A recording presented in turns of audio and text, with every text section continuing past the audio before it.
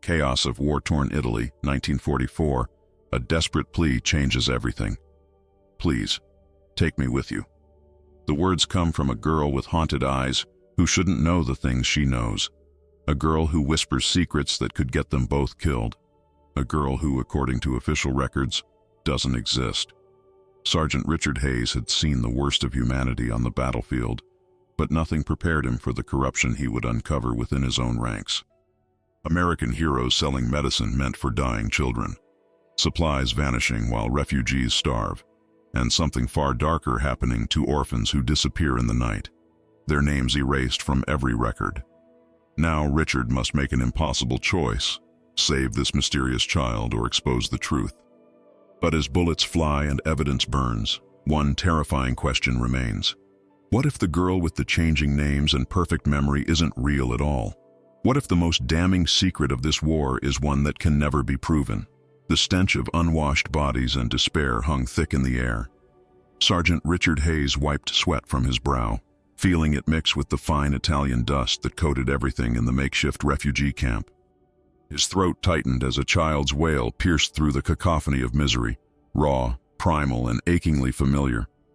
It reminded him of the students he'd left behind in Boston, where literature books had been his weapons instead of the cold metal pressed against his hip. 3 months in this hell, and Richard still couldn't stomach the sight of hollow-eyed children begging for scraps. Something inside him died a little more with each passing day. A peculiar prickling sensation crept up his spine. Someone was watching him. Richard's hand instinctively moved toward his holster as his gaze swept across the chaotic landscape of hastily erected tents and wandering souls. That's when he saw her, a girl, perhaps 15 or 16, with tangled, dirty blonde hair and eyes too old for her face, pushing through the crowd with unnatural determination. There was something wrong about the way she moved, too purposeful, too desperate among the shuffling masses. "Thompson, do we have new arrivals?" Richard asked his fellow officer, unable to place the girl among the refugees they'd processed yesterday. Before Thompson could answer, the girl broke into a sprint directly toward Richard, her thin frame navigating the crowd with surprising agility. A warning shout died in his throat as she collided with him, small fingers digging into his uniform with startling strength. "Please," she whispered, her voice cracking. "Take me with you." 5 words, so simple yet delivered with such raw desperation that the constant rumble of the camp seemed to fade away. Richard felt the world narrow to just her face, skin stretched too tight over cheekbones, lips cracked from dehydration. But those eyes, clear blue pools of terror and something else he couldn't identify. "Step back, kid," Thompson barked, moving to separate them. Richard raised a hand to stop him, noticing how the girl's fingers trembled against the fabric of his uniform even as her grip remained iron tight. "It's all right," he said, though nothing about this situation felt right. "What's your name?" Richard asked, his teacher's instinct taking over. The girl swallowed hard. "Anna." She hesitated, her eyes darting to the soldiers nearby. Or maybe I shouldn't say. Ice crawled down Richard's spine. Her English was flawless, not broken or halting like most refugees, but fluent with an accent he couldn't place. Not Italian, not German, nothing he recognized from his linguistic studies. The second red flag registered immediately. No one seemed to notice her. In a camp where every scrap of food caused near riots, where people clung to each other in family units or survival groups, this girl stood utterly alone. No one called after her. No one searched the crowd for her return. "Where are your parents?" Richard asked, scanning the area. Surely someone must be looking for her. Anna's fingers dug deeper into his sleeve. "Gone." The word hung between them, heavy with unspoken horrors. Richard's mind raced through protocols.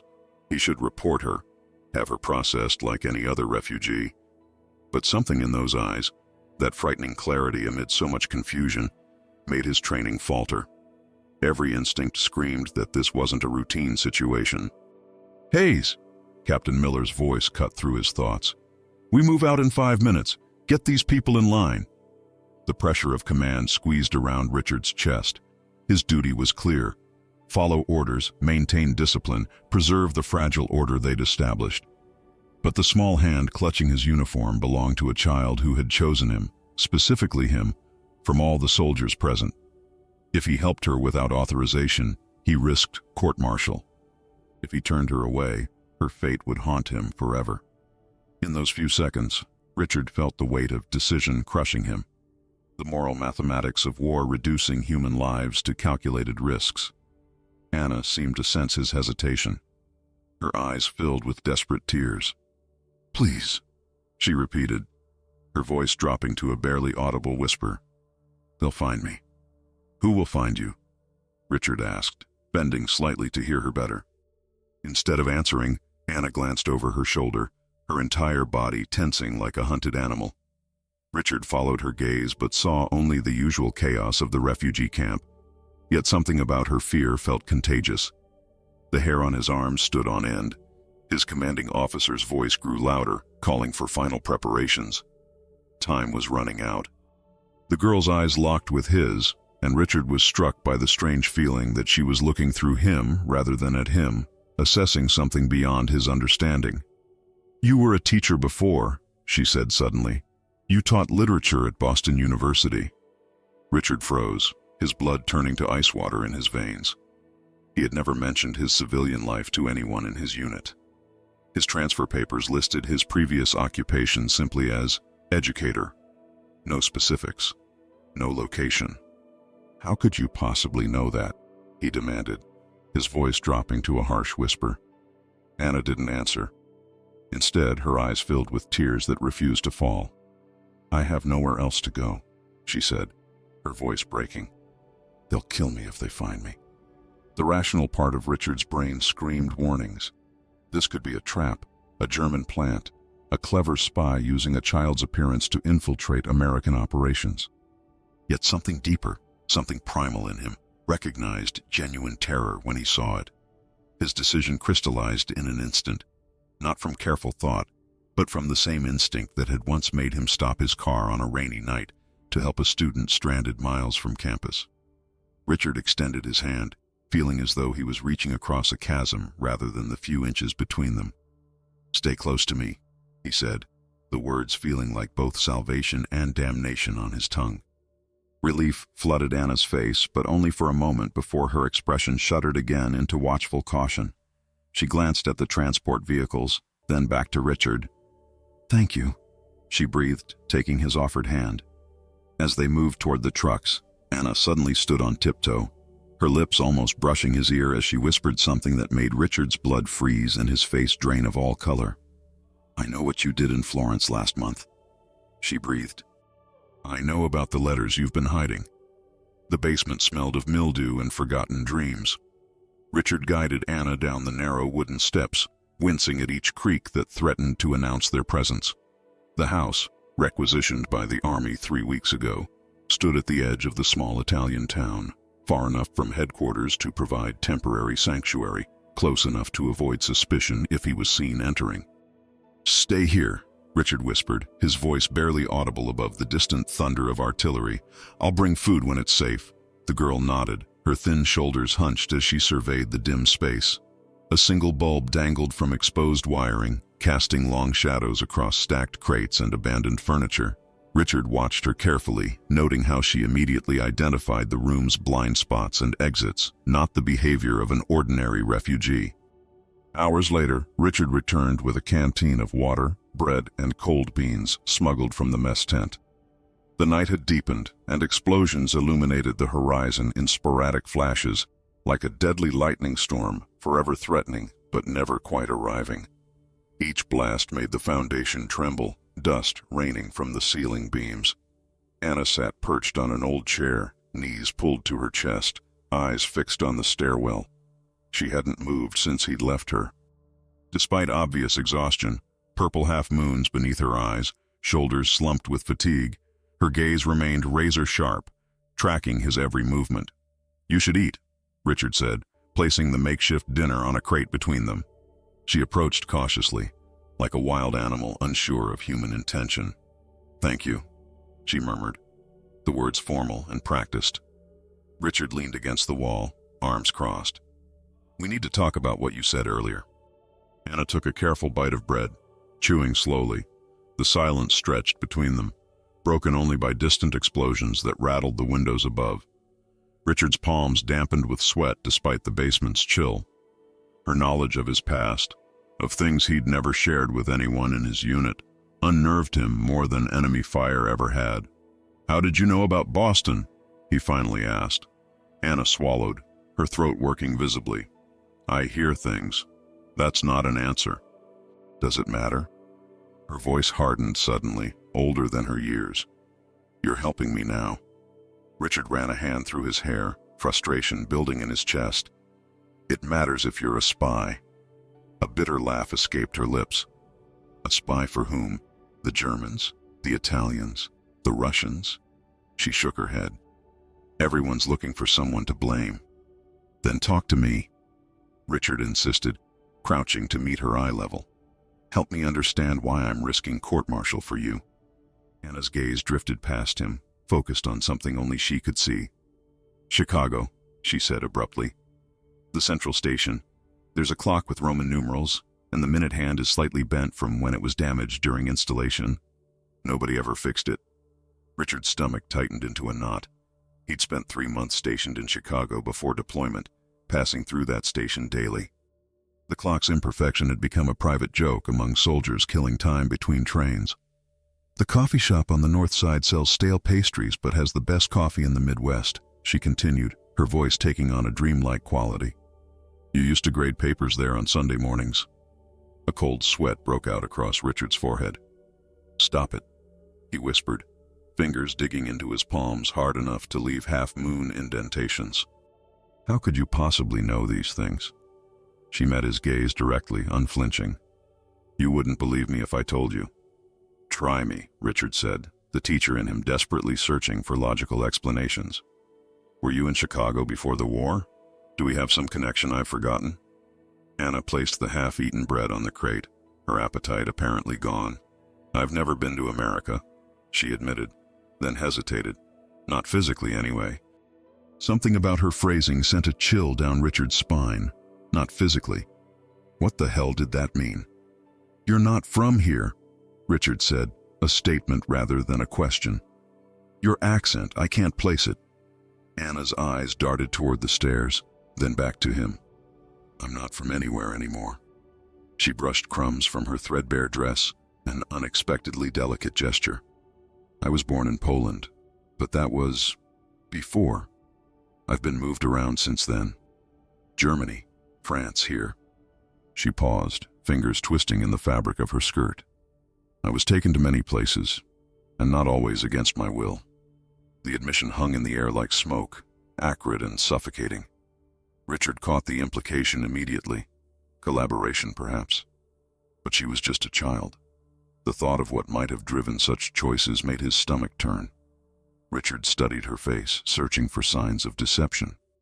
Part of him, the war-hardened sergeant, screamed to report her, to protect himself and his unit from whatever complicated danger she represented. But another part, the professor who had taught Dostoevsky and Hugo to bright-eyed students, recognized suffering too profound for someone so young. "What's your real name?" he asked softly.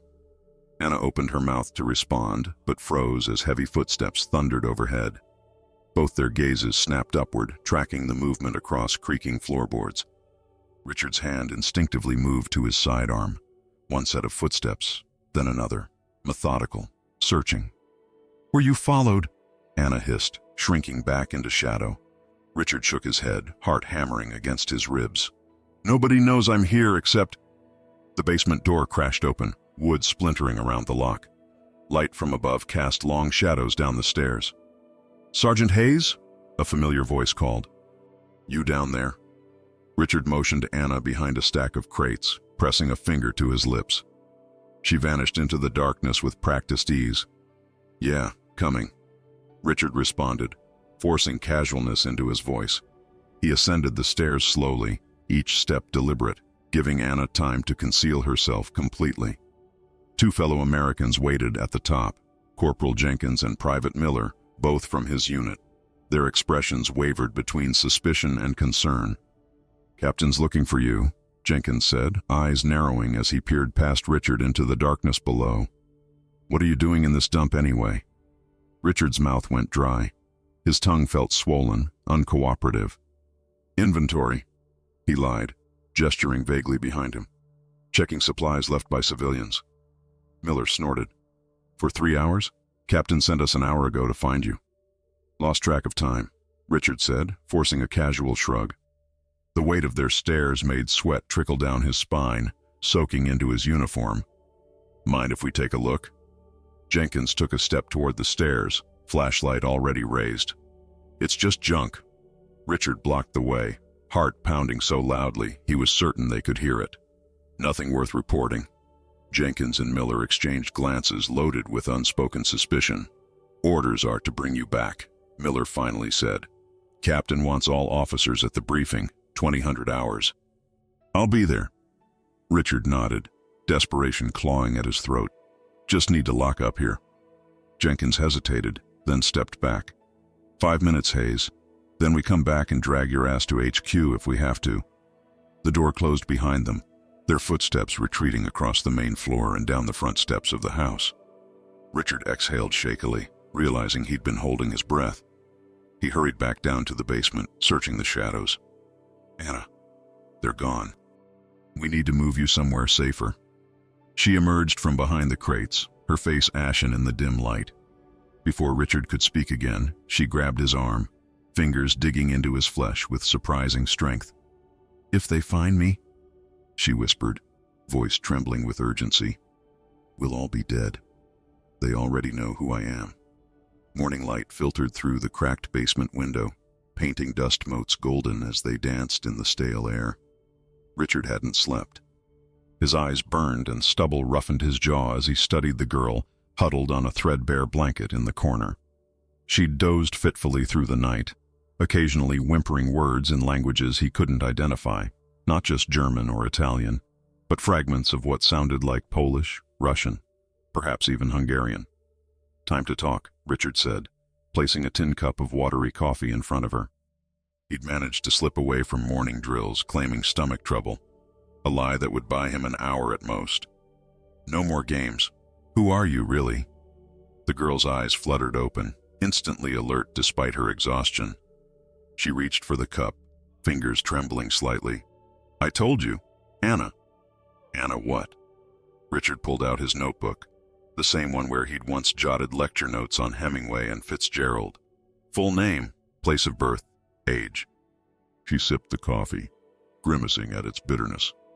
Kowalski, Anna Kowalski, born in Warsaw, 1929.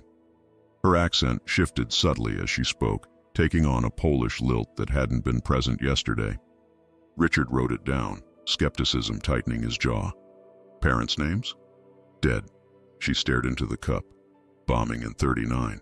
I was sent to my aunt in Krakow. Richard nodded, pencil scratching against paper. And your aunt's name? A heartbeat of hesitation. Miriam Kowalski. She paused, then corrected herself. No, that's wrong. Miriam was my mother. My aunt was Elżbieta. Richard's pencil stilled. You just said your name was Anna Kowalski. If Miriam was your mother, wouldn't your last name be hers? The girl's eyes darted to the stairs as if calculating an escape route. I misspoke. My mind gets confused sometimes. Her fingers picked at a loose thread on her sleeve. I meant my name is Miriam. Miriam Abramovich, from Lodz, not Warsaw. Richard felt a chill crawl up his spine despite the morning warmth. He'd interrogated captured soldiers before, men trained to withstand questioning. They all eventually developed a consistent story, even if it was false. This girl changed her narrative with every sentence, as if she couldn't remember which lie she'd started with. So you're Miriam now, not Anna? Richard kept his voice even, teacher calm despite the alarm bells ringing in his mind. She looked at him with those unsettling clear eyes. Does it matter what you call me? Names are just sounds we assign to things. It matters if you want my help, Richard countered, tapping his pencil against the page where he'd started drawing connection lines between her contradicting statements. Nothing aligned. Let's try again. You're Jewish? Yes. Then, no. A pause. My father was. My mother wasn't. Another pause. Actually, my name is Sarah. Sarah Goldstein. Richard closed the notebook with a sharp snap. The sound made her flinch. This isn't working. I can't help someone who won't tell me the truth. The truth? A bitter laugh escaped her lips.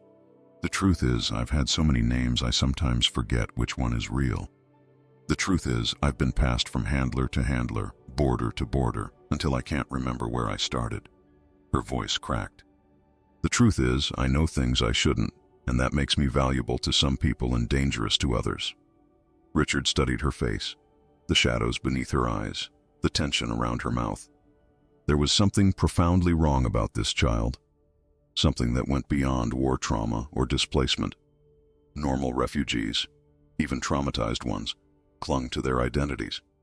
Their names and hometowns were sacred mantras, repeated like prayers to remember who they were amid the chaos. This girl discarded identities like worn clothing. "How did you learn English so perfectly?" he asked, changing tactics. Her fingers stilled on the cup. "I had a tutor in Prague. Then, no, I learned it in a camp near Munich. The officer there..." She stopped, swallowing hard. "I was useful as a translator." Richard made another note. "Which camp?" It didn't have a name, just a number. "Which number?" 7. No, 17. She looked away. "Does it matter?" Richard felt his frustration mounting.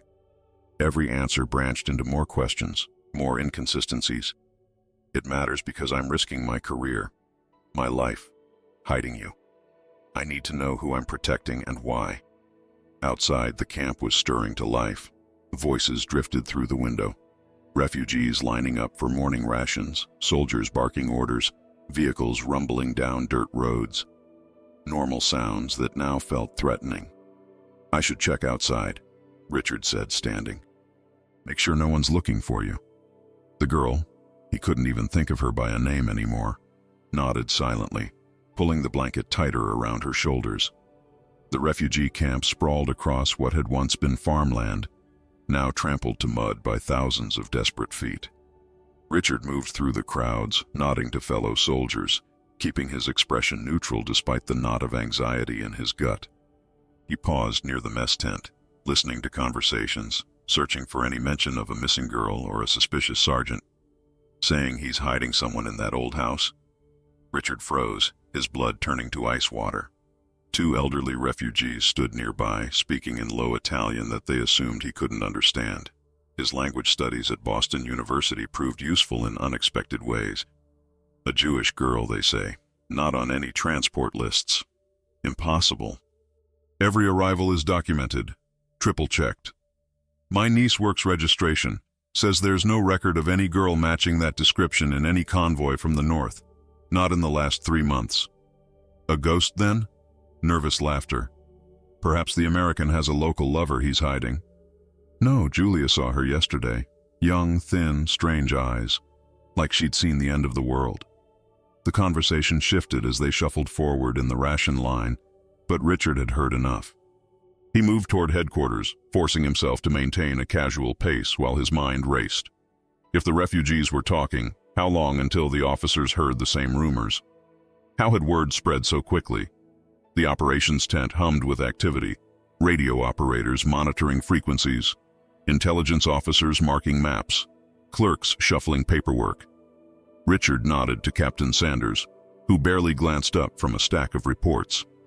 He needed to appear normal, routine, uninvolved.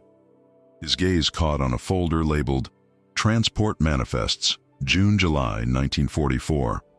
Checking those records would confirm what the refugees were saying, that the girl didn't exist on paper, but accessing them without authorization would raise questions. "Hayes," the sharp voice of Lieutenant Collins cut through his thoughts. "Didn't expect to see you until the 1400 briefing. Feeling better?" Richard straightened. "Yes, sir. Just needed to walk it off." Collins's eyes narrowed slightly. "Good. While you're here, take these supply requisitions back to your sector. Might as well make yourself useful." "Yes, sir." Richard accepted the papers, relieved to have a legitimate reason to leave. As he turned to go, a flash of movement caught his eye, a familiar figure slipping between tents on the camp's eastern edge. His heart stuttered, The girl had left the house. She was moving through the refugee camp in broad daylight, head down, weaving between groups with practiced invisibility. Richard changed course, keeping her in sight without making it obvious he was following. She moved with purpose, stopping briefly near a supply truck where American soldiers were unloading crates. What was she doing? The risk was insane. If she were caught, they'd both be finished. He watched her crouch near some discarded packaging, quickly retrieving something before melting back into the crowd. Within minutes, she had disappeared, presumably returning to the house. Richard waited a beat, then circled back toward their hiding place, anxiety churning in his stomach.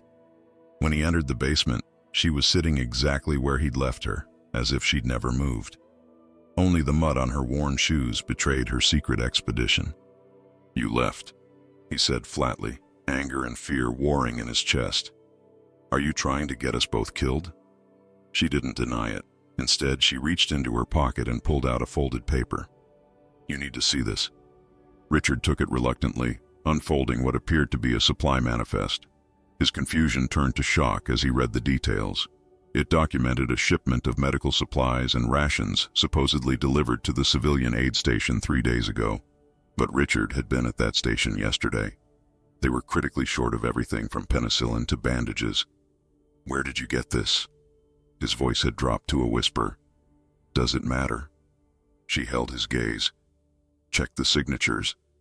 Those supplies never reached the refugees." Richard scanned the document again, recognizing the authorization signature of Major Williams, the camp's supply officer. The delivery confirmation was signed by Captain Davis, his direct superior. The implications hit Richard like a physical blow. If this was authentic, it meant American officers were diverting critical supplies, likely selling them on the black market while refugees died from preventable infections and malnutrition. "This could be forged," he said, though the paper stock and stamps looked official. The girl who'd called herself Anna, then Miriam, then Sarah, looked at him with those unnerving clear eyes. "If you turn me in, you'll be protecting the real criminals." Richard's fingers traced the edges of the document, the paper rough against his calloused skin. The evidence of corruption felt heavier than any weapon he'd carried through this war. Outside, the afternoon sun baked the refugee camp, intensifying the stench of unwashed bodies and desperation. Through the cracked basement window, he could hear children crying for food that wasn't coming. Wouldn't come if this manifest told the truth. "I need to think," he muttered, more to himself than to the girl. He folded the paper carefully, tucking it into his breast pocket. The weight of it seemed to press directly against his heart. "You don't have much time," she responded, her voice carrying an edge of urgency. "They inventory the supply records every 72 hours. They'll notice this is missing." Richard paced the small basement, boots stirring dust that caught golden in the thin shafts of light. "If I take this to command, they'll want to know where I got it." He stopped, turning to face her. "And that leads directly to you." She shrugged, a gesture too world-weary for her young frame. "I'm used to disappearing." The casual acceptance in her voice cut through him more deeply than fear or pleading ever could. How many times had this child been abandoned by those who should have protected her? "I need to verify this first," Richard decided. "If I'm going to risk everything, I need to be sure." He left her with strict instructions not to leave the basement, then made his way to the refugee processing area. The July heat pressed down like a physical weight, sweat soaking through his uniform before he'd walked 50 yards. He nodded to passing soldiers, forcing his expression into neutral boredom rather than the turmoil churning inside him. Richard found old Mrs. Rossi near the medical tent, her gnarled hands methodically folding bandages that had been washed so many times they were nearly transparent. He'd noticed her on his first day at camp, a former nurse who had fled Milan when the bombing began, now volunteering despite her own frailty. "Signora," he greeted her in Italian, crouching beside her makeshift workstation. "How are supplies today?" Her weathered face creased with a bitter smile. "What supplies, Sergeant? We clean and reuse everything until it falls apart." She held up a bandage with threads pulling loose at the edges. "This should have been discarded weeks ago. Now it will wrap someone's wound and probably cause infection." Richard glanced around, ensuring no other Americans were within earshot. I heard a shipment came 3 days ago. Medicine, bandages, antiseptics. Mrs. Rossi's fingers stilled. We received nothing. Her voice dropped to a whisper. But the officers' quarters have fresh supplies, new medicine, even cigarettes and chocolate while our children waste away. She studied his face carefully. You are not like the others, are you, Sergeant Hayes? What do you mean? Richard felt his pulse quicken. You see us as people. You remember our names. Her eyes, clouded with cataracts but sharp with intelligence, narrowed. And now you ask questions that could get you shot. Richard hesitated, then took a calculated risk. Have any other supplies gone missing? The old woman leaned closer, her breath carrying the scent of the wild mint she chewed to mask hunger. Everything goes missing. Food that could feed hundreds vanishes between the trucks and the distribution tents. Medicine that could save dozens never reaches our sick. Yet the officers eat well. Their uniforms are always clean. Their jeeps never run out of fuel. Richard's stomach clenched. How long has this been happening? Since the Americans arrived as saviors. The irony in her tone was palpable. But no one speaks of it. Those who do disappear in the night. Transferred to other camps, we are told. But their families receive no word of them again. A cold chill ran down Richard's spine despite the oppressive heat. He thanked Mrs. Rossi and continued his discreet investigation, speaking with other refugees in different sections of the camp. The story was always the same. Supplies vanished while American officers lived with inexplicable abundance amid the surrounding devastation. By evening, Richard was sick with certainty. The manifest in his pocket wasn't forged. The corruption was real, systemic, and deadly. He returned to the basement, his mind heavy with the weight of decision. The girl, he still couldn't settle on a name for her, sat exactly where he'd left her, but somehow knew from his expression what he'd discovered. They're stealing everything, aren't they? She asked without preamble. Richard collapsed onto a wooden crate, suddenly exhausted beyond measure. How did you know about this? How did you get that manifest? She studied her dirty fingernails, picking at a loose thread on her sleeve. I told you, they used me. When she looked up, her eyes held that unnerving clarity that seemed to see through everything. I was small, quiet. No one notices children in a war, especially girls. We're just background noise. Who used you? Officers. American, German, Italian. Uniforms change, but men don't. She spoke matter-of-factly, as if discussing the weather rather than her own exploitation. They needed someone who could move between areas without suspicion, someone who could carry messages, documents, sometimes packages. You were a courier, Richard realized, the pieces falling into place. She shrugged again, that too old gesture. I was invisible. It worked until I started understanding what I was carrying. Her voice hardened. They thought I was stupid because I was young. They thought I wouldn't read the papers, count the supplies, notice the patterns. But you did, Richard said softly. I have a good memory.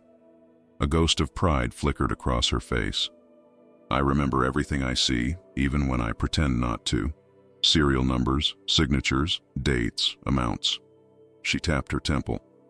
It's all here. Richard studied her with new understanding. Not a spy, but a witness. Not a liar, but someone whose truth was too complicated to articulate. Her shifting names and stories suddenly made a terrible kind of sense. Survival mechanisms in a world where identity itself could be a death sentence.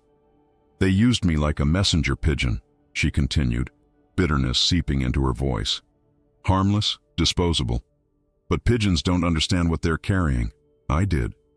And that's why they're looking for you now, Richard concluded. You know too much. She nodded, pulling her knees to her chest. I was invisible until I wasn't. Night had fallen outside, the darkness bringing momentary relief from the heat, but intensifying every sound. Distant artillery fire punctuated the silence like irregular heartbeats. How did you know to come to me? Richard finally asked the question that had been nagging at him since she'd grabbed his uniform in desperation. I've been watching everyone for months. You were different. She met his gaze directly. You gave your rations to that old man last week when no one was looking. You taught those children English behind the supply tent. Small things, but they tell a story about who you are. The simplicity of her observation struck him. While he'd been puzzling over her contradictions, she'd been reading his character through his actions. The thought was both comforting and unsettling. Richard pulled out the manifest, studying it in the dim light. The signatures damned men he'd saluted daily, officers who commanded respect while secretly profiting from suffering. If he reported this, used proper channels, would justice actually follow? Or would the evidence disappear along with the whistleblower? "What will you do?" she asked, watching him intently. Before Richard could answer, footsteps sounded overhead. Deliberate, methodical, searching. Not the casual movements of soldiers passing through, but the purposeful tread of men looking for something specific. The girl tensed, immediately silent, her body coiling like a spring ready to flee. "Sergeant Hayes!" a voice called from above. "Intelligence Division, we need to speak with you immediately." Richard's heart hammered against his ribs. Intelligence Division meant serious investigation. Had they discovered the missing manifest? Or worse, had they learned about the girl? "I'll be right up," Richard called back, frantically motioning for her to hide deeper in the shadows. He tucked the damning document under a loose floorboard, then took the basement stairs 2 at a time, schooling his features into professional neutrality. Lieutenant Edwards from Intelligence stood in the house's small sitting room, flanked by 2 military police officers. His thin face betrayed nothing as he handed Richard a folder. "We're conducting an internal investigation into supply discrepancies," Edwards stated flatly. "All sector sergeants are being interviewed. Report to headquarters at 0800 tomorrow." Richard accepted the folder, willing his hands not to shake. "Yes, sir. May I ask what prompted this investigation?" Edwards's gaze sharpened. "Information has come to light suggesting systematic theft. We're pursuing all leads." He paused, eyes scanning the room as if sensing something amiss. "Where have you been stationed this afternoon, Sergeant?" "Supply coordination, then perimeter duty." Richard lied smoothly. "Is there a problem, sir?" "Not yet," Edwards replied with chilling precision. "But this investigation will be thorough. Very thorough." After they left, Richard stood frozen in the dim room, cold sweat trickling down his spine despite the summer heat. They knew something. But how much? Was this a genuine investigation, or a show designed to identify whistleblowers and silence them? He returned to the basement, finding the girl pressed into the darkest corner, barely breathing. "We need to prepare," he told her, retrieving the manifest from its hiding place. "They're starting an investigation." The basement door crashed open again before she could respond. Richard whirled around, hand reaching instinctively for his sidearm, but it was Private Cooper, a young soldier from his unit, eyes wide with urgency. "Hayes!" Cooper gasped, out of breath from running. "They know. They're coming for you now." "They found the manifest," Cooper whispered, his young face drained of color. "Captain Davis is furious. Says you stole classified documents. They're mobilizing a search team right now." Richard's mind raced through scenarios, each ending worse than the last. Court-martial, prison, execution for treason during wartime. His gaze darted to the girl huddled in the shadows, her eyes reflecting the dim light like a cornered animal's. "How long do we have?" Richard demanded, already moving to gather what little they could carry. Cooper glanced nervously over his shoulder. "Minutes, maybe less. Edwards has the MPs with him, and they're not just looking for documents anymore." His voice dropped even lower. "Word is, you're harboring an enemy agent." The girl made a small, strangled sound that might have been laughter if it weren't so hollow. Enemy agent. The absurdity would be comical if it weren't so deadly serious. "Why are you helping me?" Richard asked Cooper, suddenly suspicious. Trust had become a luxury he couldn't afford. The private's Adam's apple bobbed as he swallowed hard. "My little brother died last winter in a camp near Munich. Pneumonia, they said. Later, I found out they'd been selling the penicillin that could have saved him." His hands clenched into fists. "I've been watching them, same as you. The shipments that disappear. The lies." Richard made his decision in a heartbeat. "Get back to the barracks. Tell them you never found me. You were never here." Cooper nodded once, sharply, then disappeared up the stairs, his footsteps fading quickly. Richard turned to the girl, who had already risen, body tensed like a spring. "We need to move. Now." They slipped out through a back cellar door that opened into an overgrown garden. The night sky blazed with stars, indifferent to the human drama unfolding beneath them. In the distance, artillery fire illuminated the horizon in sporadic flashes, nature's violent counterpoint to the man-made explosions. "Stay low," Richard instructed, crouching as they moved through the shadows between buildings. The girl didn't need the reminder. She moved with practiced stealth, her small frame almost invisible in the darkness. The refugee camp sprawled before them like a maze of misery. Hundreds of makeshift shelters housing thousands of displaced souls. Under different circumstances, it would offer perfect cover. Tonight, it was a trap waiting to spring. They couldn't risk being recognized by either soldiers or civilians. "We need to circle around," Richard whispered, orienting himself by the distant mountains. "There's an old shepherd's path beyond the eastern perimeter. If we can reach it before dawn." "No." She cut him off, tugging his sleeve. "They'll have vehicles, dogs maybe. They'll catch us on any known path." She pulled him in the opposite direction, toward the bombed-out remains of what had once been the town center. Richard hesitated. The area was unstable, declared off-limits due to unexploded ordnance. "Trust me," she insisted, her fingers digging into his arm with surprising strength. "I know ways they don't." The irony wasn't lost on him, placing his life in the hands of a child whose name he didn't even know for certain. But as the sound of jeep engines roared to life behind them, Richard followed her into the labyrinth of destruction. They moved through the skeleton of a church where the roof had been peeled away by bombs, leaving the nave open to the heavens. Moonlight filtered through shattered stained glass, casting fractured rainbows across rubble-strewn floors. Their footsteps echoed on ancient stone as they passed beneath a miraculously intact crucifix, Christ's wooden face serene despite the devastation surrounding him. "How do you know this area so well?" Richard whispered as she led him through a collapsed wall into what had once been a baker's shop. "I explore at night," she replied simply, navigating the darkness as if born to it. "When everyone sleeps, I memorize paths, exits, places to hide." They froze as a searchlight swept across the street ahead, voices carrying in the night air. "Spread out. Check every building, every cellar." Richard's heart hammered against his ribcage, sweat turning cold on his skin despite the summer night's warmth. The girl pressed against him, her small body trembling slightly, though her face remained composed. "This way," she mouthed, pointing to a half-collapsed staircase. They ascended carefully, testing each step before trusting it with their weight. The upper floor opened to the sky where bombs had torn away the roof, but a section of wall remained intact, offering momentary shelter from the searching lights below. Richard crouched beside her, breath coming in controlled, shallow pulls. The sound of boots on rubble grew closer, methodical, thorough searching by men who knew their jobs well. "If they catch us," he began.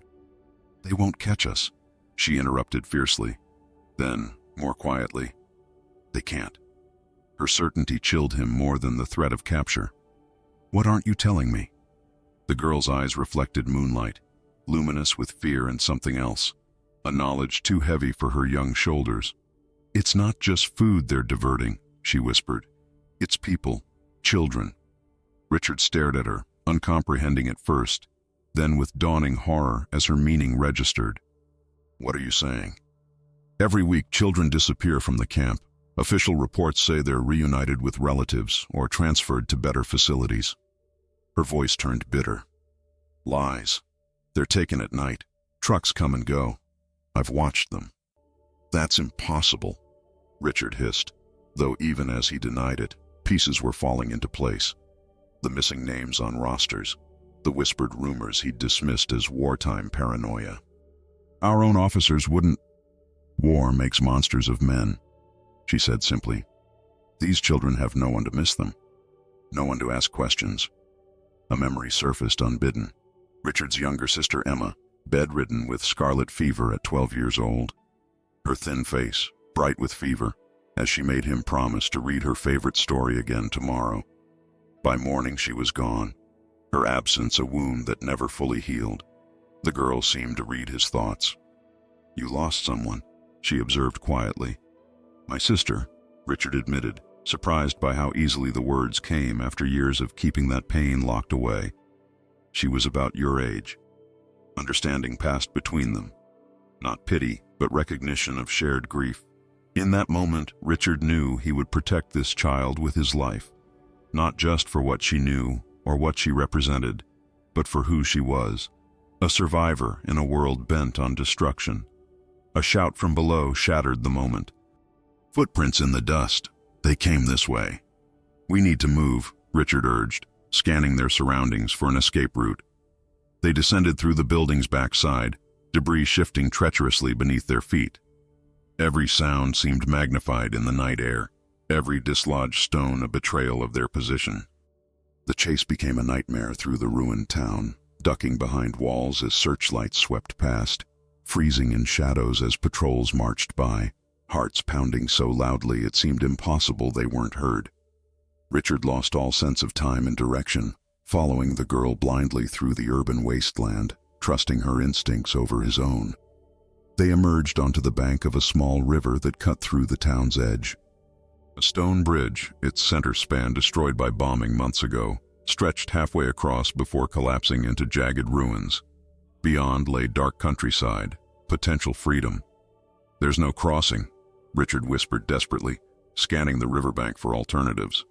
The girl pointed to the destroyed bridge. "We can make it across the support beams." Richard stared at the narrow, exposed girders, a treacherous path suspended 15 feet above shallow, rocky water. "That's suicide." "So is staying here," she countered, already moving toward the bridge's remaining structure. The sound of pursuit grew louder behind them. Voices, dogs barking, the rumble of jeeps converging on their position. They were running out of options as rapidly as they were running out of time. With no choice left, they began to cross, inching along steel beams slick with night dew. Richard fought vertigo as the ground seemed to shift beneath him, his combat boots struggling for purchase on the narrow metal. The girl moved more easily, her lighter frame and natural balance carrying her forward with terrible grace. They had nearly reached the halfway point when searchlights found them, harsh white beams pinning them against the night sky like specimens on display. "Halt!" The amplified command echoed across the water. "Sergeant Hayes, you and the girl are surrounded. Return to shore immediately." Richard looked back to see soldiers lining the bank they'd left, weapons raised. Ahead, more figures appeared on the opposite shore, cutting off their escape route. "They're on both sides," he breathed, the full hopelessness of their situation crashing down upon him. "We're trapped." The girl turned to face him, her eyes filled with a terrible certainty. The searchlights transformed her dirty blonde hair into a silver halo, lending her an otherworldly appearance against the night sky. "Trust me," she said, holding out her small hand. "There's only one way out." Her gaze dropped meaningfully to the dark water below. "But you'll have to jump." The fall seemed endless.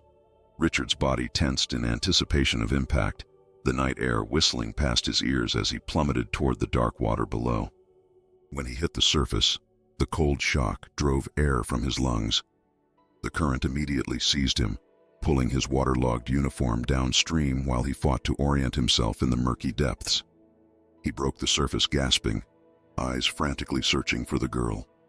Searchlights swept the water, voices shouted orders from both banks, and the night erupted with the sharp reports of rifle fire. Bullets sliced into the water around him, sending up small geysers that glowed white in the artificial light. A small hand grabbed his arm underwater, tugging him toward a shadowy overhang, where the riverbank had been eroded beneath gnarled tree roots.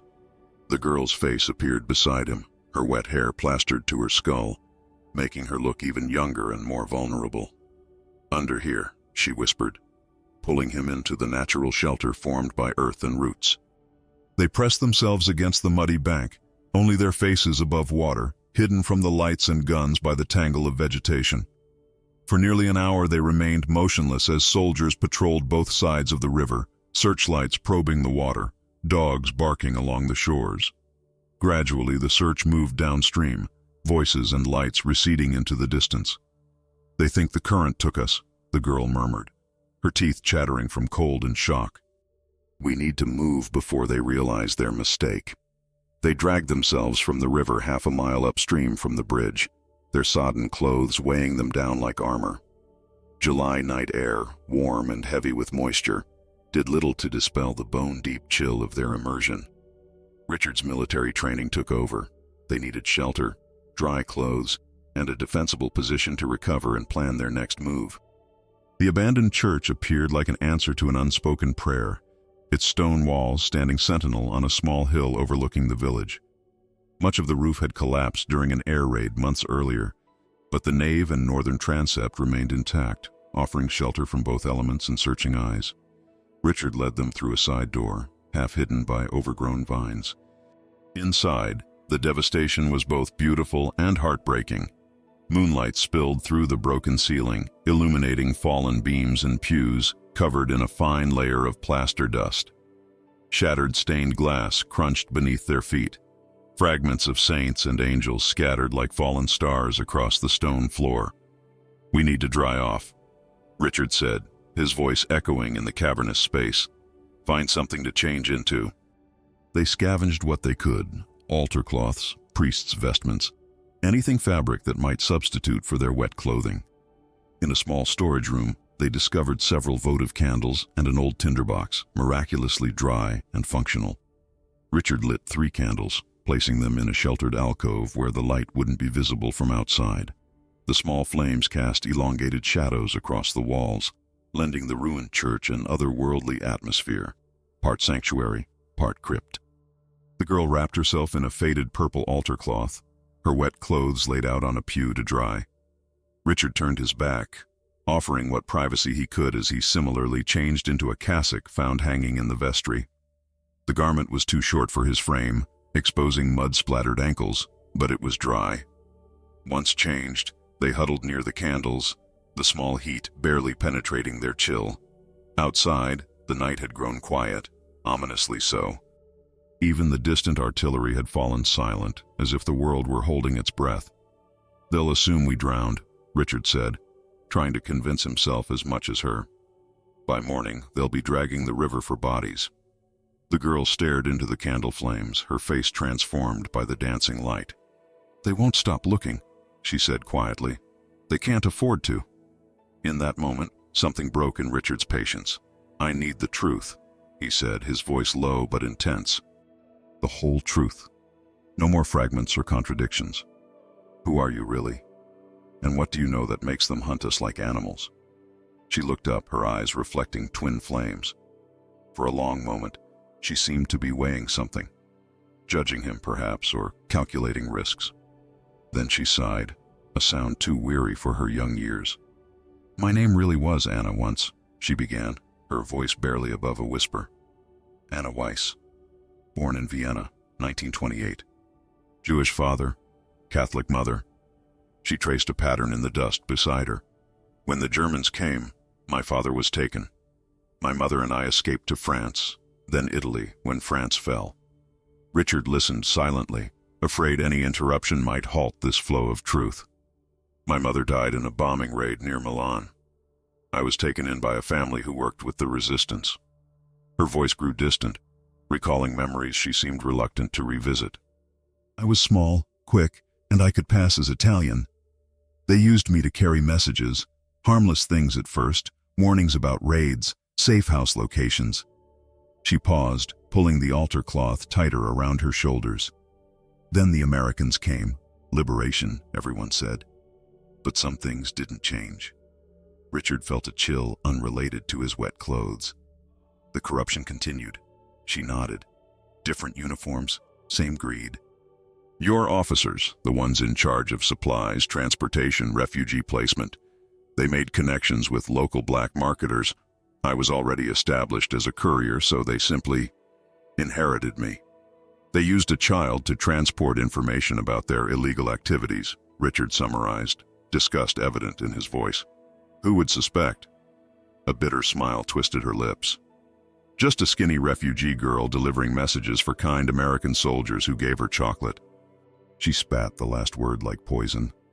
"I played stupid." Wide eyes, grateful smile. all while memorizing everything I saw. Shipping manifests, transfer orders, bank accounts in Switzerland. But something changed. Richard prompted gently. Her expression darkened. I discovered what they were really doing with some of the children. Her voice dropped even lower. Not just stealing food and medicine, stealing people. Children with no records, no family to claim them. Orphans nobody would miss. Richard felt sick. Human trafficking. She nodded once, sharply. They call it special placement, selected orphans sent to better facilities. But there are no facilities, just trucks that leave at night and children who vanish. The implications were too horrific to fully absorb. Richard's mind rebelled against believing American officers, his superior officers, could be involved in something so monstrous. Yet the evidence had been accumulating. The missing supplies, the inconsistent records, the inexplicable disappearances. I started hiding information, she continued. Small sabotages, wrong addresses on packages, delayed messages. When they realized I wasn't the obedient little messenger anymore, I became a liability. Her eyes met his, direct and unflinching. That's when I ran. That's when I found you. Why me? The question that had nagged at him since she'd first grabbed his uniform in desperation. Her answer came without hesitation, simple yet devastating in its truth. Because you look at me as a person, not as a shadow. The words struck Richard with physical force. He'd spent months in this war zone, witnessing suffering beyond imagination. Yet somehow this girl's quiet statement of loneliness cut deeper than any horror he'd encountered. I watched everyone in the camp, she continued. The way they treated refugees, the way they spoke when they thought no one important was listening. You were different. You remembered names. You shared rations. Small things, but they tell who someone really is. Richard swallowed hard, humbled by her observation, and ashamed of how little it had taken to stand out as decent in a landscape of indifference. I still don't know if I can prove any of this, he said after a long moment. It would be your word against theirs, a refugee child against decorated officers. I don't need you to prove it, she replied. I just need you to help me survive long enough to disappear properly. After that, you can go back to your life. The simplicity of her request staggered him. Not justice, not vengeance, just survival. How low the world had fallen when such modest hopes seemed ambitious. Before Richard could respond, the sudden pealing of church bells shattered the midnight silence, their bronze voices echoing across the valley with incongruous clarity. They both froze, exchanging alarmed glances. Those bells hadn't rung since the church was abandoned months ago. Someone's in the bell tower, Richard whispered, rising to his feet. It's a signal, Anna said, already gathering their meager possessions. They're telling the search parties where to converge. The ringing stopped abruptly, replaced by an even more terrifying sound. Boots on stone, the unmistakable cadence of military precision approaching the church doors. Sergeant Hayes? A voice called from outside, amplified by cupped hands or perhaps a megaphone. We know you're in there with the girl. The building is surrounded. Richard's blood ran cold. Not a random search. They had been tracked directly to this location. How did they find us? He hissed, pulling Anna toward a doorway leading to what had once been the sacristy. Hayes! The voice came again, closer now. This is Captain Williams. Come out now, and I give you my word you'll be treated fairly. Anna's fingers dug into Richard's arm. That's him, she whispered urgently. He's one of the leaders. Don't trust anything he says. The massive wooden front doors groaned as someone pushed against them from outside. Time had run out. Richard Hayes! Williams called once more, his voice echoing through the ruined church. We know exactly where you are. There's nowhere left to run. The ancient wooden doors of the church scraped against stone as they swung open. Dust motes swirled in the invasion of moonlight, dancing like lost souls in the beam of military flashlights. Richard stood in the center of the nave, his borrowed cassock lending him the strange appearance of a war priest guarding his sanctuary. Behind him, hidden in the shadows of the sacristy, Anna crouched, their last desperate gambit. I'm coming out, Richard called, his voice steady despite the violent drumming of his heart against his ribs. "But the girl stays safe. I want guarantees." Captain Williams stepped into the church, flanked by Lieutenant Edwards and 4 MPs with rifles at the ready. Williams's immaculate uniform seemed obscene against the backdrop of destruction, his polished buttons reflecting candlelight like predatory eyes. "You're hardly in a position to negotiate, Hayes," Williams replied, his Boston accent incongruously refined among the ruins. He signaled the MPs to spread out, surrounding Richard in a tightening circle of American steel and murderous intent. Richard's mouth went dust dry, his tongue sticking to the roof as he attempted to swallow. The cassock itched against his skin, a hair shirt for his final confession. He could feel the stolen manifest tucked against his chest, the paper crackling softly with each anxious breath. "I just want to understand what happens next," Richard said, hands raised slightly to show they were empty. "Court-martial? That's the proper procedure, isn't it?" Williams's smile never reached his eyes. "Of course. Everything by the book." The lie hung between them, transparent and deadly. "We're professionals, Hayes, not thugs. More boots on stone, additional soldiers filing into the church, securing exits, peering into shadows." Richard counted 12, then 15 men. Too many for a simple deserter retrieval. This was an extermination party. Lieutenant Edwards stepped forward, a clipboard in his hands, the absurd bureaucracy of war present even in this midnight confrontation. "Sergeant Richard Hayes, you are hereby charged with desertion, theft of military documents, and aiding an enemy agent."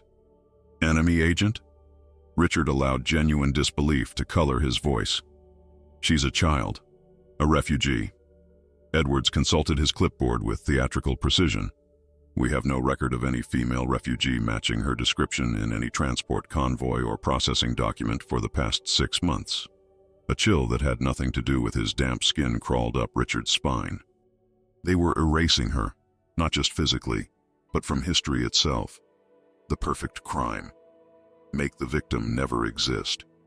"That's impossible," Richard countered. "She has a name, a history.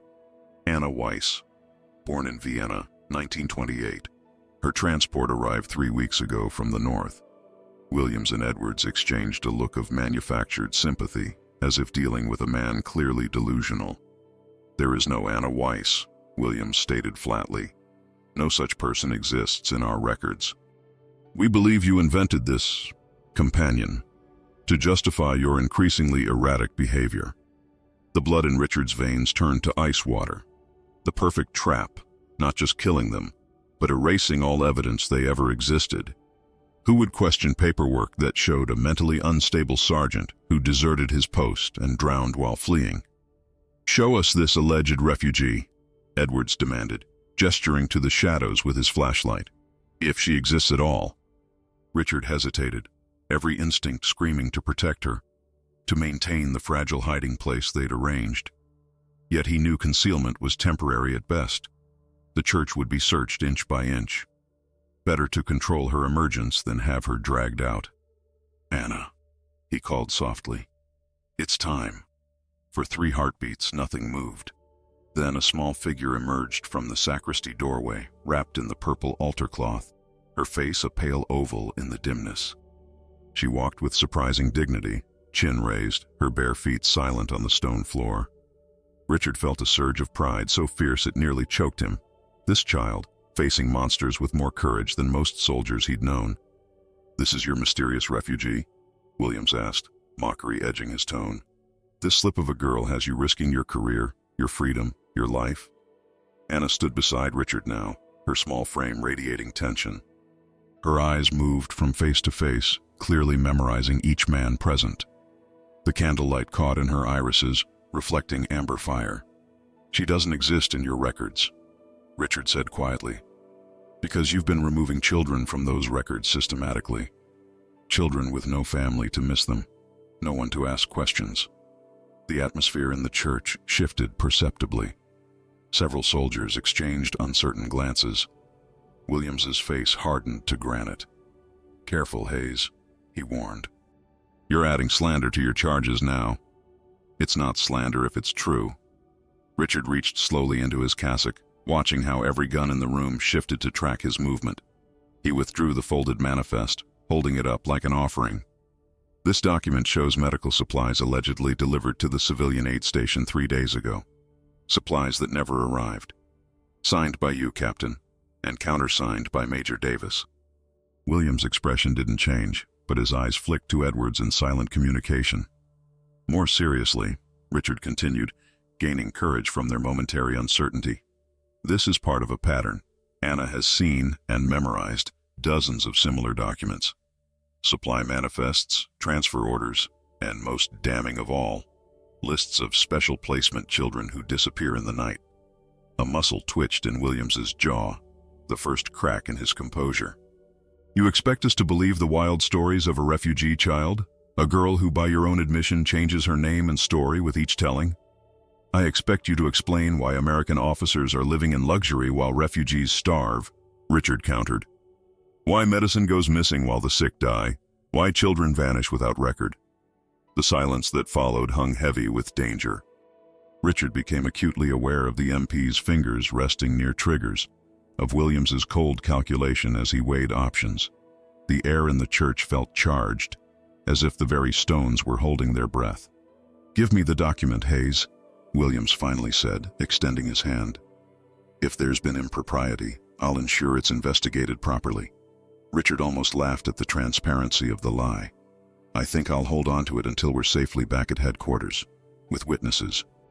Williams's patience visibly thinned. That wasn't a request, Sergeant. The document. Now. From the corner of his eye, Richard saw Anna trembling. Not with fear, he realized, but with rage. A lifetime of powerlessness crystallizing in this moment of confrontation. You won't get away with this, she said suddenly, her voice slicing through the tension. I remember everything. Every signature. Every date. Every child's name. You can burn papers, but you can't burn what's in my head. William's gaze shifted to her, seeing her, truly seeing her, for the first time. His eyes narrowed with chilling recognition. You, he said softly. The courier. I should have recognized you sooner. Anna's chin lifted higher, defiant despite the tremor in her hands. I have a name. I exist. And I remember. The captain's face transformed, professional mask slipping to reveal something reptilian beneath. With a sharp gesture, he motioned to 2 of the MPs. Take them both into custody. Separate vehicles. Richard knew with bone-deep certainty what that meant. Separate vehicles, separate accidents, separate unmarked graves. No witnesses, no evidence, no justice. No, he said, loud enough to ensure every soldier present heard clearly. We surrender officially under the Articles of War. We demand proper military processing with documentation and witnesses. Williams ignored him, speaking directly to his men. The document in Sergeant Hayes's possession contains classified information. Confiscate and secure it immediately. 2 soldiers moved forward, their expressions uncomfortable but obedient. One seized Richard's arms, while the other roughly extracted the manifest from his grip. Sir, the younger MP said, holding the paper uncertainly. What should I do with this? Williams produced a silver lighter from his pocket, its surface gleaming with the monogrammed insignia of his rank. Classified material compromised in the field must be destroyed, Corporal. Standard procedure. The flame caught the edge of the paper, hungry orange tongues devouring the evidence in seconds. Richard watched in helpless horror as the manifest curled and blackened, taking with it any hope of official proof. The fire cast grotesque shadows across the church walls, transforming saints and apostles into writhing, tortured figures. As the last fragment turned to ash, Anna moved closer to Richard, her small hand finding his. The soldiers surrounding them shifted uneasily, several clearly troubled by the irregular proceedings they were witnessing. You've all seen this, Richard called out, addressing the enlisted men rather than the officers. You're witnesses to the destruction of evidence. Remember what happened here tonight. Enough, Williams snapped. Secure the prisoners for transport. As rough hands seized them, Anna looked up at Richard, tears gathering in her eyes but refusing to fall. The firelight caught them, transforming each unshed drop into a tiny burning star. You have to choose now, she whispered, her voice breaking, but her gaze steady. "Save me, or save the truth." Time crystallized in that moment, Anna's tear-filled eyes reflecting candlelight, Williams's cold stare, the manifest's ashes still smoldering on the ancient stones. The choice before Richard wasn't really a choice at all. Truth without compassion was meaningless. Justice without humanity, empty. With a fluid motion born of desperation rather than planning, Richard reached into his cassock and withdrew a second paper, the final document Anna had stolen, which he'd kept hidden separately. Their insurance policy, their last piece of tangible evidence. "One more thing you should burn, Captain," Richard said, his voice steady despite the trembling in his chest. Williams's eyes widened slightly, surprise, then calculation, then satisfaction crossing his features in rapid succession. He extended his hand, the silver lighter still warm from its previous destruction. "A wise decision, Hayes," Williams said softly. "Perhaps we can discuss more reasonable arrangements for your situation." The paper caught flame eagerly, corners curling as fire consumed names, dates, signatures, the final proof of systematic corruption and exploitation. As the evidence disintegrated, Richard felt something shift inside him. Not defeat, but a different kind of victory. He had chosen humanity over justice, mercy over truth.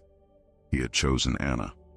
The girl seemed to understand, her fingers squeezing his with silent gratitude. What happened next occurred so quickly that later, Richard struggled to reconstruct the sequence of events. Someone shouted outside, urgent, alarmed. Several soldiers turned toward the church entrance. Williams barked an order lost in sudden confusion. In that fractional moment of distraction, Anna moved with startling speed, kicking over the candles.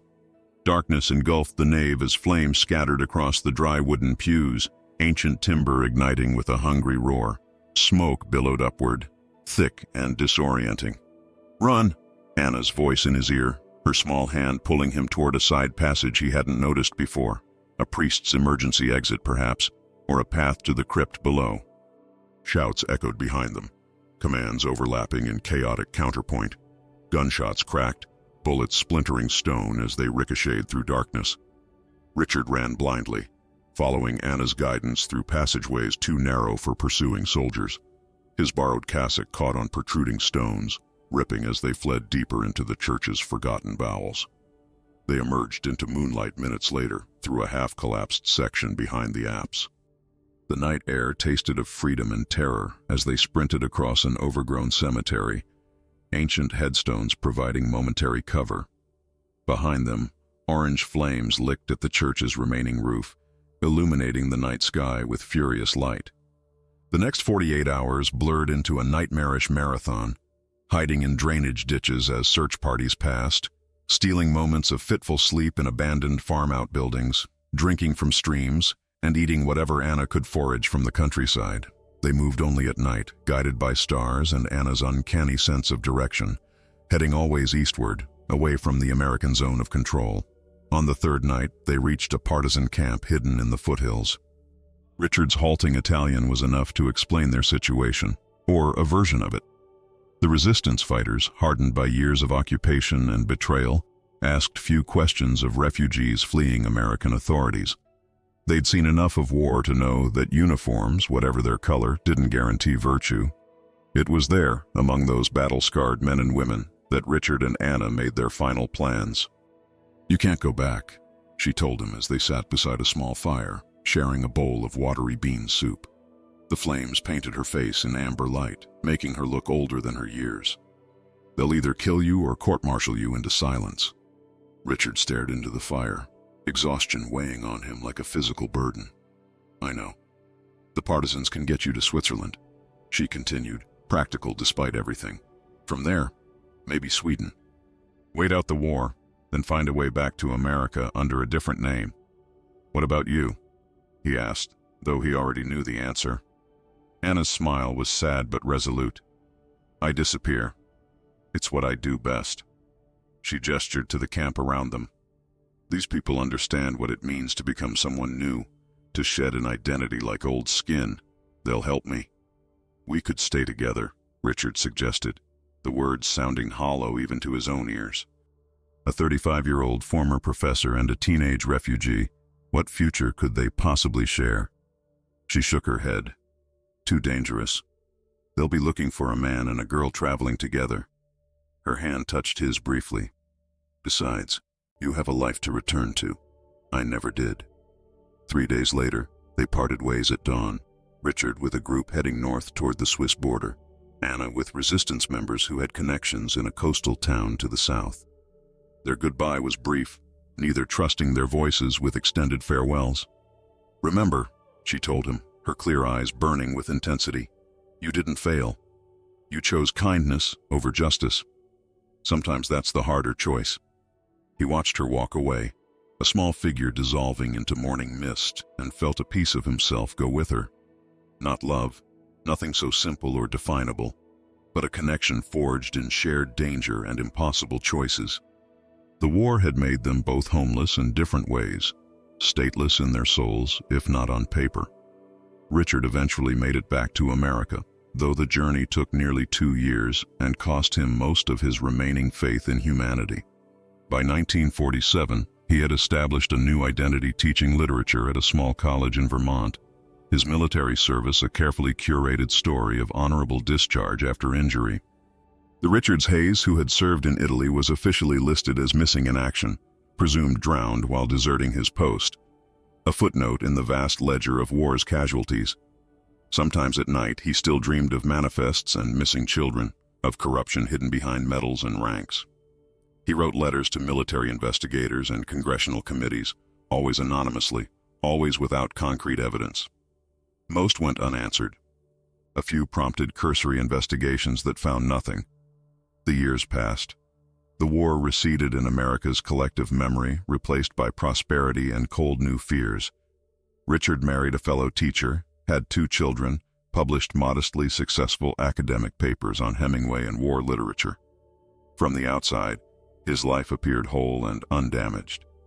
But in quiet moments, grading papers late at night, watching his daughter sleep, hearing his students debate ethics with youthful certainty, he would remember a church in flames and a choice made in firelight. He would wonder about a girl with changing names and unchanging eyes, about what became of her after that misty morning parting. Decades later, long after retirement, Richard received a postcard from Milan. No message, just a picture of the rebuilt cathedral and a pressed wildflower between the card and envelope. He never knew for certain who sent it, but that night he slept without nightmares for the first time in 30 years. The Italian town where it all happened rebuilt itself after the war, bones of new buildings rising from the rubble of the old. But some things couldn't be reconstructed so easily. The townspeople remembered the American sergeant who fled with a mysterious child, remembered the corruption that followed liberation, remembered supplies that vanished while the wealthy grew fat. They whispered these stories to their children, who whispered them to theirs, not as history, but as folklore, a modern myth about power and its abuses. In these tellings, the girl became something more than human, a ghost of war's innocence, perhaps, or the physical manifestation of truth itself. The sergeant became both hero and fool, savior and dupe. The story changed with each generation, details shifting like sand, but its essence remained. Sometimes war destroys not only cities and families, but truth itself. Richard Hayes died in Vermont in 1992, surrounded by grandchildren who knew him only as a kind, somewhat melancholy professor with a passion for teaching. His obituary mentioned military service without specifics, academic achievements without controversy, a life well lived without its deepest scars. The question that haunted him to his final breath remained unanswered. Who was she, really? This child who appeared from nowhere, who knew impossible things, who vanished back into the chaos of post-war Europe. In his rational moments, he constructed reasonable explanations. A traumatized refugee with an exceptional memory and survival instinct. In his darker hours, he wondered if she had been something else entirely. Conscience personified, perhaps, or his own moral compass given human form. And so the legend persists, whispered in Italian cafes and Vermont college halls alike. The tale of a soldier who chose to save a ghost rather than the truth, who lived forever after with the weight of that choice. Those who hear it are left with an unsettling question that scratches at the edges of certainty. What if, in the chaos of war, the girl never existed at all? War doesn't just destroy cities and take lives, it tests the very core of our humanity. In the rubble of moral certainty, Sergeant Hayes faced an impossible choice: justice or mercy, truth or compassion. What would you have done? Would you have risked everything to save one child when the evidence could have exposed corruption that harmed countless others? Or would you have sacrificed her to preserve the truth? Sometimes the hardest choices aren't between right and wrong, but between two different kinds of right. Perhaps the most haunting question isn't whether Hayes made the correct choice, but whether Anna existed at all. In times of greatest darkness, do we sometimes create ghosts to guide us toward our better selves? The war ended decades ago, but these questions remain unanswered, echoing through time to challenge us in our own moments of moral crisis. When faced with impossible choices in your own life, will you choose truth or mercy, justice or compassion? And will you have the courage to live with the consequences? If this story touched your heart, don't keep it to yourself. Follow for more tales that explore the depths of human experience. Like this video, and share it with someone who appreciates stories that linger in the mind long after they end. Because some stories, like some choices, deserve to be remembered.